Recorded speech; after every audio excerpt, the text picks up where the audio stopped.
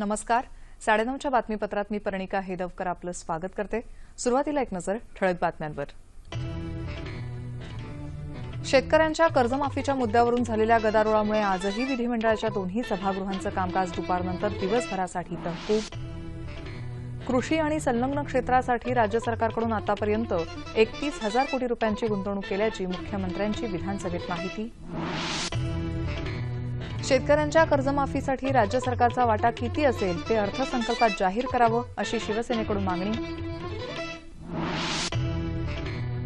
सुमारे 11,000 कोटी रुपयांच्या पुरवणी मागण्या आणि यासंदर्भातलं विनियोजन विधेयक विधान परिषदेत मंजूर.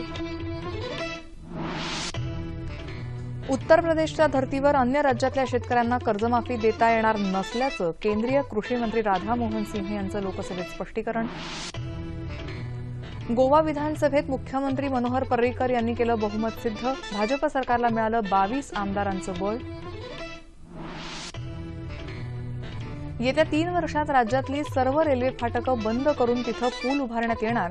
महसूल मंत्री चंद्रकांत पाटील यांची माहिती. विदर्भात जलसिंचन प्रकल्प उभारण्यासाठी 1,058 कोटी रुपयांचा सामंजस्य करार. राज्य लोकसेवा आयोगाच्या वर्ग अ आणि ब श्रेणी पदांच्या परीक्षांचा निकाल जाहीर. भूषण अहिरे राज्यातून पहिला तर पूनम पाटील मुलींमध्ये पहिली.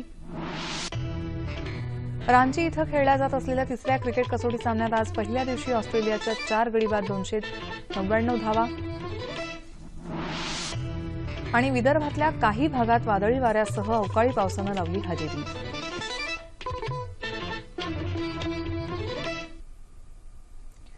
आणि आता पाहूयात सविस्तर वृत्त. राज्य विधिमंडळाच्या दोन्ही सदनात आजही शेतकऱ्यांच्या कर्जमाफीचा मुद्दा गाजला. विरोधी पक्षासह सत्ताधारी शिवसेनेनंही जोरदार आवाज देत ही मागणी उधळून धरली. त्यामुळे विधिमंडळाच्या दोन्ही सभागृहांचं कामकाज आज दिवसभरासाठी तहकूब झालं. विधानसभेत विरोधकांची घोषणाबाजी, त्याला शिवसेनेनं दिलेली साथ यामुळे पुन्हा एकदा सलग 5व्या दिवशी विधानसभेचं कामकाज प्रचंड गदारोळामुळे नियोजित वेळेआधीच दिवसभरासाठी स्थगित करावं लागलं. याआधी मुख्यमंत्री देवेंद्र फडणवीस यांनी कर्जमाफीच्या मुद्द्यावर सविस्तर निवेदन केलं. राज्यातल्या शेतकऱ्यांना कर्जमाफी द्यायची झाली तर ती रक्कम 30,500 कोटींवर जाईल. इतक्या मोठ्या रकमेची तरतूद करणं राज्य सरकारला शक्य नाही, म्हणून त्यासाठी केंद्राची मदत घ्यावी लागेल. त्यामुळे राज्याचं शिष्टमंडळ त्वरित केंद्र सरकारकडे नेऊ आणि कर्जमाफी संदर्भात केंद्राशी तात्काळ चर्चा करण्याचा निर्णय घेतला असल्याचं मुख्यमंत्र्यांनी सांगितलं. गेल्या वर्षात कृषी आणि संलग्न क्षेत्र सक्षम करण्यासाठी राज्य सरकारनं सुमारे 31,000 कोटी रुपयांची गुंतवणूक शेतकऱ्यांसाठी केली आहे. त्यामुळे राज्यातला शेतकरी निश्चितपणे सक्षम होईल असं सांगून राज्य सरकार पूर्णपणे शेतकऱ्यांच्या पाठीशी आहे असं आश्वासन मुख्यमंत्र्यांनी दिलं.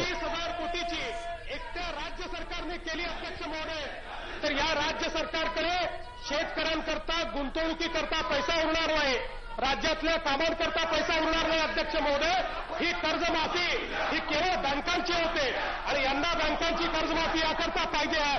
अध्यक्ष महोदय, बँकांचे घोटाळे लपवण्याकरता यंदा बँकांची कर्जमाफी हवी आहे.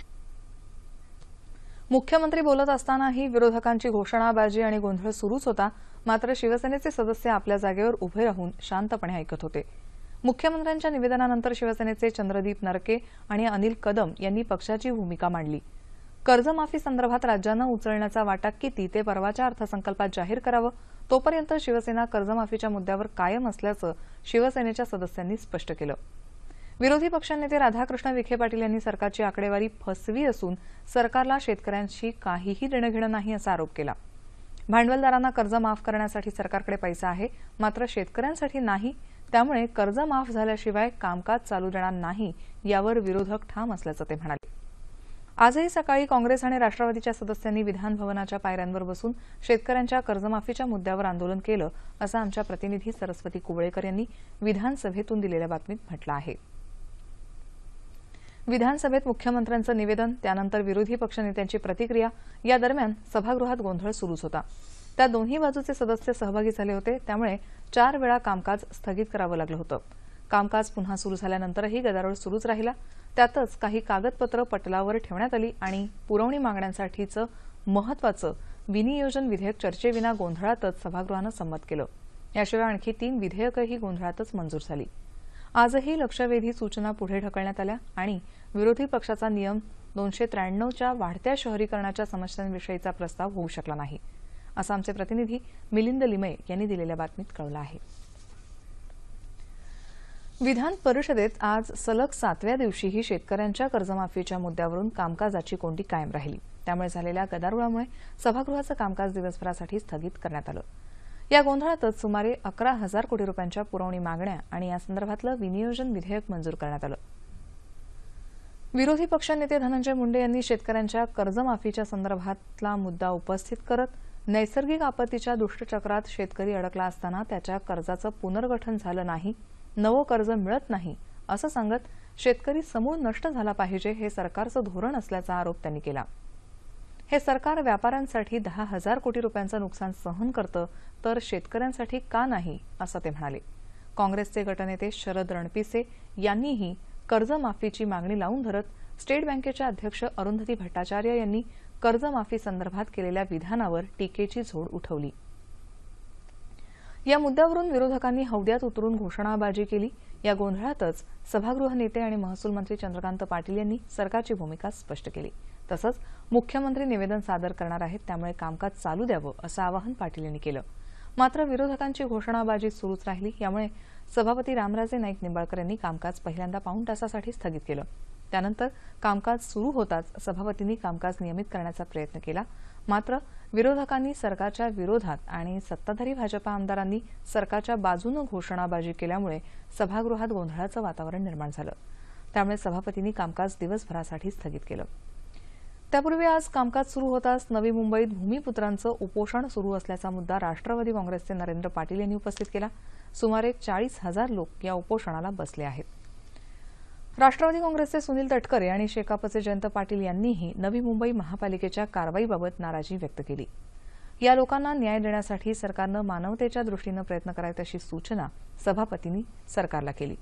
कोर्टाच्या निर्देशांप्रमाणे जरी ही कारवाई महानगरपालिका करत असली तरी पुनर्वसन करून अतिक्रमण काढता येईल का याबाबत सरकारनं विचार करावा असं त्यांनी सांगितलं. सभापतींनी सूचना दिल्याप्रमाणे याबाबत आज बैठक घेण्याचं आश्वासन चंद्रकांत पाटील यांनी दिलं असं आमच्या प्रतिनिधी सोनल चव्हाण यांनी कळवलं आहे. शेतकऱ्यांच्या कर्जमाफीच्या मागणीसाठी आजही राष्ट्रवादी काँग्रेस आणि काँग्रेस पक्षाच्या सदस्यांनी विधान भवनाच्या पायऱ्यांवर आंदोलन केलं. शेतकऱ्यांचं कर्ज माफ करण्याची मागणी करत त्यांनी सरकारच्या विरोधात घोषणाबाजी केली. हे आंदोलन केल्यानंतर सर्व सदस्य विधानसभेत उपस्थित झाले. मात्र पुन्हा एकदा सभागृहात याच मुद्द्यावरून गदारोळ झाल्यावर कामकाज स्थगित करण्यात आलं होतं.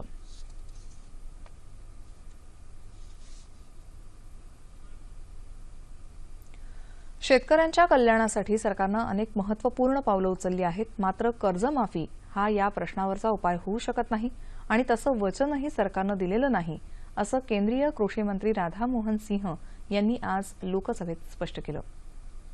उत्तर प्रदेशातल्या शेतकऱ्यांना कर्जमाफीचं आश्वासन राज्यातल्या निवडणुकांपूर्वी भाजपनं दिलेलं आहे आणि त्याचा खर्च केंद्र सरकार सहन करणार आहे. परंतु त्याच धर्तीवर इतर राज्यातही कर्जमाफी करता येणार नाही. कृषी कर्जमाफीसाठी शिवसेनेच्या सदस्यांनी लोकसभेत आज सभात्याग केला. त्यावर राधामोहन सिंह यांनी सरकारची भूमिका स्पष्ट केली. 2014-15 या आर्थिक वर्षात केंद्र सरकारनं शेतकऱ्यांना परंपरागत कर्जातून मुक्त करण्यासाठी 7 लाख कोटींचा निधी पुरवला. त्यानंतर कर्जाचा हा आकडा 2016-17 मध्ये 9 लाख कोटींपर्यंत पोहोचला आणि आता यंदा तो 10 लाख कोटी झाला आहे. गेल्या 68 वर्षात शेतकऱ्यांच्या कर्जमुक्तीसाठी जेवढे प्रयत्न झाले नाहीत त्यापेक्षा जास्त उपाययोजना विद्यमान सरकारनं गेल्या 2 वर्षात केल्या आहेत असंही सिंह यांनी सांगितलं. सन 2020 पर्यंत देशातल्या शेतकऱ्यांचं उत्पन्न दुप्पट होण्यासाठी सरकारनं पशुसंवर्धन, कुक्कुटपालन, मत्स्य व्यवसाय या शेतीला पूरक व्यवसायांना प्राधान्य देत आहे असं राधामोहन सिंह यांनी सभागृहात स्पष्ट केलं. गोव्यामध्ये मुख्यमंत्री मनोहर पर्रीकर यांच्या नेतृत्वातल्या भाजपा प्रणित सरकारनं विधानसभेत आज विश्वासदर्शक ठराव जिंकत बहुमत सिद्ध केलं. ठरावाच्या बाजूनं 22 तर विरोधात 16 आमदारांनी मतदान केलं. काँग्रेसच्या एका आमदारानं मतदानात भाग घेतला नाही.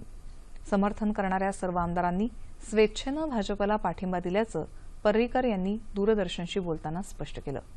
भाजपचा सर्व समर्थक आमदारांवर विश्वास होताच त्यामुळे कोणत्याही प्रकारे दबाव टाकण्याचा प्रश्नच उद्भवत नव्हता असंही ते म्हणाले.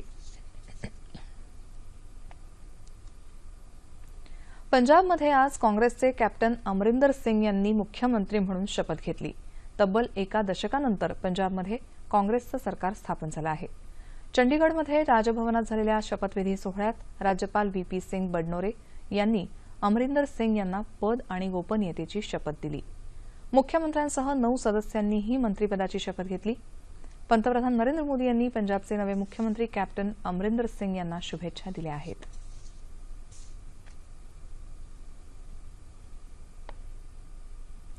येत्या 3 वर्षात राज्यातली सर्व रेल्वे फाटकं बंद करून तिथं पूल उभारण्यात येणार आहेत. यासाठी राज्य आणि केंद्र सरकारमध्ये आज करार झाला असून राज्याचा 50% खर्चाचा वाटा आता केंद्रीय रस्ते निधीतून मिळणार आहे, अशी माहिती राज्याचे सार्वजनिक बांधकाम मंत्री चंद्रकांत पाटील यांनी विधानभवनात पत्रकारांना दिली. मुख्यमंत्री देवेंद्र फडणवीस आणि केंद्रीय रस्ते वाहतूक मंत्री नितीन गडकरी यांनी या करारावर स्वाक्षऱ्या केल्या. राज्यातल्या 210 रेल्वे फाटक बंदीसाठी लागणाऱ्या 10,000 कोटींच्या खर्चापैकी निम्मी रक्कम रेल्वे खातं आणि उर्वरित राज्य सरकारऐवजी केंद्रीय रस्ते निधीतून खर्च करण्यात येणार आहेत. या रेल्वेवरील अथवा जमिनीखालील पुलांसाठी लागणारे जोडरस्ते आणि भूसंपादन याचाच केवळ खर्च राज्य सरकारला करावा लागणार आहे. यासाठी अंदाजे 1,000 कोटी रुपये खर्च येईल, असं चंद्रकांत पाटील म्हणाले. विदर्भामध्ये जलसिंचन प्रकल्प उभारण्यासाठी नागपूरच्या विदर्भ जलसिंचन विकास महामंडळ आणि एनबीसीसी यांच्यात आज सामंजस्य करार झाला. यानुसार विदर्भात 1,058 कोटी खर्चाचे जलसिंचन प्रकल्प उभारण्यात येणार आहेत. यामध्ये गोसीखुर्द राष्ट्रीय प्रकल्पाच्या पहिल्या टप्प्यातल्या कामाचा समावेश आहे. एनबीसीसी मार्फत प्रकल्पग्रस्त गावांचं पुनर्वसन, गोसीखुर्दच्या उजव्या कालव्याचं काम करण्यात येणार आहे. तसंच नेरला, मोखाबर्डी आणि इतर ठिकाणी जलवितरण प्रणाली विकसित करण्यात येणार आहे, अशी माहिती विदर्भ विकास मंडळाचे सचिव अविनाश सुर्वे आणि एनबीसीसीचे कार्यकारी संचालक अनुप कुमार मित्तल यांनी आज दिली. शेतकऱ्यांना संपूर्ण कर्जमाफी देण्यात यावी यासाठी बुलडाणा जिल्ह्यात शिवसेनेच्या वतीनं शेतकऱ्यांसह आज धरणं आंदोलन करण्यात आलं. खामगाव तालुक्यातल्या उपविभागीय अधिकारी कार्यालयासमोर केलेल्या या धरणं आंदोलनात शेतकऱ्यांचा 7/12 कोरा झालाच पाहिजे अशा घोषणा देण्यात आल्या. शेतकऱ्यांना कर्जमाफी दिल्याशिवाय हा लढा थांबणार नाही, असं शिवसेना नेत्यांनी स्पष्ट केलं. खामगाव तालुका शिवसेना प्रमुख प्राध्यापक अनिल अमलकार, शहर प्रमुख सुनील अग्रवाल यांच्यासह अन्य पदाधिकारी आणि कार्यकर्ते या आंदोलनात सहभागी झाले होते. महाराष्ट्र लोकसेवा आयोगाच्या वतीनं घेण्यात आलेल्या राज्य सेवा परीक्षेचे निकाल जाहीर करण्यात आले आहेत. नाशिक जिल्ह्यातल्या अभियांत्रिकी शाखेचा पदवीधर भूषण आहिरे या परीक्षेत राज्यात प्रथम आला आहे. अहिरेला अ वर्ग श्रेणीतील उपजिल्हाधिकारी पद मिळालं आहे. तो अनुसूचित जाती प्रवर्गातला आहे. तर सातारा जिल्ह्यातली अभियांत्रिकी शाखेतील विद्यार्थिनी पूनम पाटील ही मुलींमध्ये राज्यात पहिली आली असून तिला अ वर्ग श्रेणीतील पोलीस उपअधीक्षक पदासाठी निवड करण्यात आली आहे. राज्यभरातल्या एकूण 130 राजपत्रित अधिकाऱ्यांच्या पदांसाठी यशस्वी उमेदवारांची यादी आज जाहीर करण्यात आली. अ श्रेणीचे 71 उमेदवार आणि ब वर्ग श्रेणीचे 59 अशा एकूण 130 उमेदवारांचा यात समावेश आहे. या निकालांमध्ये 34 महिला उमेदवार आणि 2 अपंग उमेदवारांचा समावेश आहे. भारत आणि ऑस्ट्रेलिया यांच्यात आजपासून रांची इथं 3ऱ्या कसोटी क्रिकेट सामन्याला सुरुवात झाली. पहिल्या दिवसाअखेर ऑस्ट्रेलियानं 4 गडी बाद 294 धावा केल्या. ऑस्ट्रेलियानं नाणेफेक जिंकून प्रथम फलंदाजीचा निर्णय घेतला. चहापानापर्यंत ऑस्ट्रेलियानं 4 बाद 194 अशी आश्वासक वाटचाल केली. यानंतरही कर्णधार स्टीव्ह स्मिथ यानं 117 धावा तर ग्लेन मॅक्सवेलनं 82 धावा केल्या आणि ही जोडी नाबाद राहिली. त्यापूर्वी मॅट रॅनशॉ आणि डेव्हिड वॉर्नर या सलामीवीरांनी ऑस्ट्रेलियाला 50 धावांची समाधानकारक सलामी दिली. मात्र याच धावसंख्येवर ऑस्ट्रेलियाचा पहिला गडी बाद करण्यात भारताला यश मिळालं. फिरकी गोलंदाज रवींद्र जडेजा यानं वॉर्नरला 19 धावांवर बाद केलं. त्यानंतर उमेश यादवनं 2 तर रविचंद्रन अश्विन यांनी 1 गडी बाद करून ऑस्ट्रेलियाला रोखलं. मात्र कर्णधार स्मिथ आणि मॅक्सवेल या जोडीनं चिवट फलंदाजी करून 299 पर्यंत धावसंख्या नेली. हवामान. आज विदर्भातल्या काही जिल्ह्यांमध्ये पावसानं पुन्हा हजेरी लावली. बुलडाणा, यवतमाळ, अकोला आणि वाशिम जिल्ह्यात काही ठिकाणी वादळी वाऱ्यासह पाऊस झाला. पावसामुळे जिल्ह्यात कोणत्याही प्रकारची हानी झाली नाही असं आमच्या ठिकठिकाणच्या प्रतिनिधींनी कळवलं आहे। येत्या 36 तासात मराठवाडा आणि विदर्भात तुरळक ठिकाणी पाऊस पडण्याची शक्यता असून उर्वरित भागात हवामान कोरडं राहील असा अंदाज हवामानशास्त्र विभागानं वर्तवला आहे। तापमान अंश सेल्सिअसमध्ये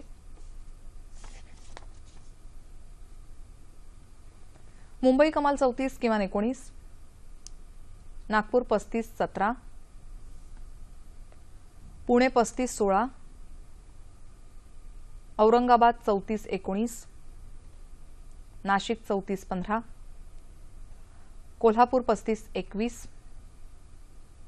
रत्नागिरी 32 21, सोलापूर 34 19 आणि अमरावती कमाल 33 किमान 21 अंश सेल्सिअस। शेवटी ठळक बातम्या पुन्हा एकदा। शेतकऱ्यांच्या कर्जमाफीच्या मुद्द्यावरून झालेल्या गदारोळामुळे आजही विधिमंडळाच्या दोन्ही सभागृहांचं कामकाज दुपारनंतर दिवसभरासाठी तहकूब। कृषी आणि संलग्न क्षेत्रासाठी राज्य सरकारकडून आतापर्यंत 31,000 कोटी रुपयांची गुंतवणूक केल्याची मुख्यमंत्र्यांची विधानसभेत माहिती। शेतकऱ्यांच्या कर्जमाफीसाठी राज्य सरकारचा वाटा किती असेल ते अर्थसंकल्पात जाहीर करावं अशी शिवसेनेकडून मागणी। गोंधळातच विनियोजन विधेयक विधान परिषदेत मंजूर।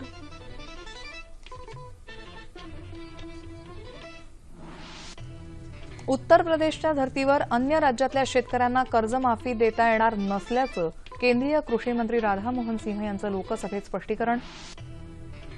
गोवा विधानसभेत मुख्यमंत्री मनोहर पर्रीकर यांनी केलं बहुमत सिद्ध, भाजप सरकारला मिळालं 22 आमदारांचं बळ। येत्या 3 वर्षात राज्यातली सर्व रेल्वे फाटकं बंद करून तिथं पूल उभारण्यात येणार, महसूल मंत्री चंद्रकांत पाटील यांची माहिती। विदर्भात जलसिंचन प्रकल्प उभारण्यासाठी 1058 कोटी रुपयांचा सामंजस्य करार। राज्य लोकसेवा आयोगाच्या वर्ग अ आणि ब श्रेणी पदांच्या परीक्षांचा निकाल जाहीर, भूषण अहिरे राज्यातून पहिला तर पूनम पाटील मुलींमध्ये पहिली। रांची इथं खेळल्या जात असलेल्या तिसऱ्या क्रिकेट कसोटी सामन्यात आज पहिल्या दिवशी ऑस्ट्रेलियाच्या 4 गडी बाद 299 धावा। आणि विदर्भातल्या काही भागात वादळी वाऱ्यासह अवकाळी पावसानं लावली हजेरी।